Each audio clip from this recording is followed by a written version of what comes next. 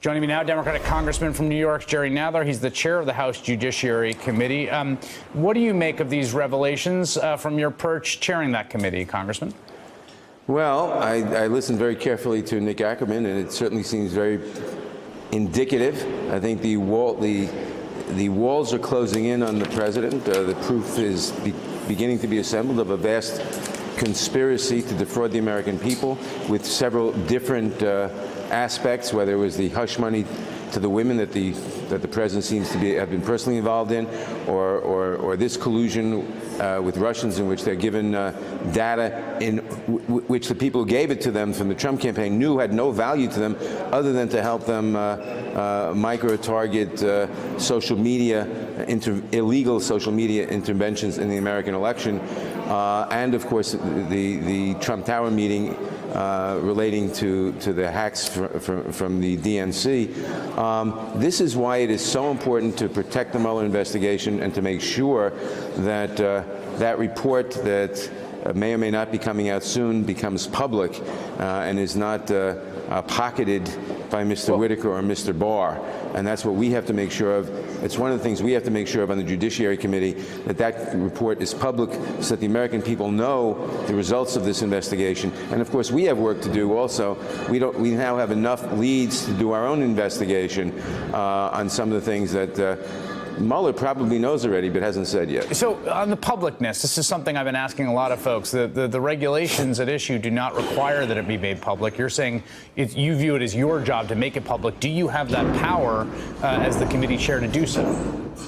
Well, the committee certainly has the power to subpoena the report, and if necessary, we have the power to certainly invite former prosecutor Mueller to testify in front of the committee and ask him about it. You're saying once he were to finish, if the executive attempted to essentially keep it under wraps, those are two avenues you have the power to pursue. That's exactly right. Now, there's reporting about Steve Mnuchin, who's someone that I know that various committees of oversight have been pursuing, particularly as relates to the decision to lift sort of walk back sanctions on Oleg Deripaska, a man at the sort of center of all this.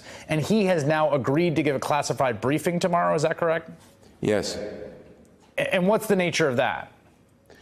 Well, I don't know what the nature is. It's a classified briefing to all members of the House as to why he is proposing to remove or removing these sanctions.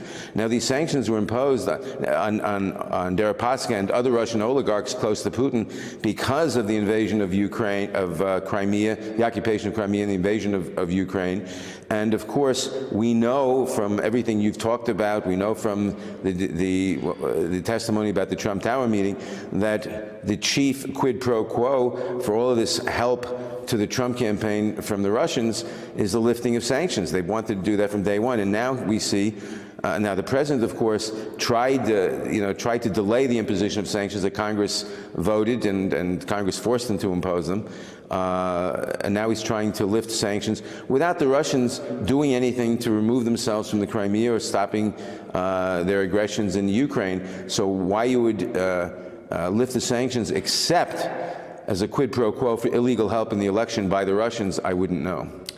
And presumably the Treasury Secretary will speak to that in a classified briefing tomorrow. Another item that just broke in the last hour is a story from the Washington Post about the beefed-up legal team inside the White House and their strategy sort of aggressively to assert executive privilege in matters having to do with the investigations of Robert Mueller. Is your committee staff prepared for what can be some extremely high-stakes legal battles between these two branches of government?